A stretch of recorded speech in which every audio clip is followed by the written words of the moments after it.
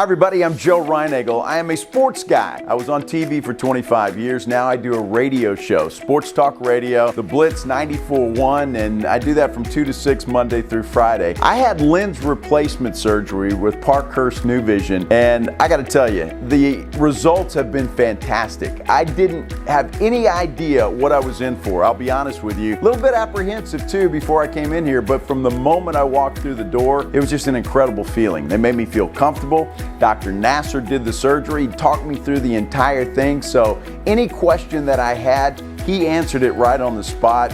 And he told me one time there's no dumb questions, which is good for me because, yeah, you never know. I'll ask a dumb one a time or two.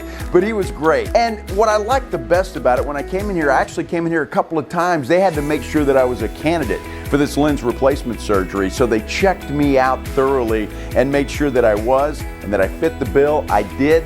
They did the surgery, and I'm going to tell you what, it is a game changer.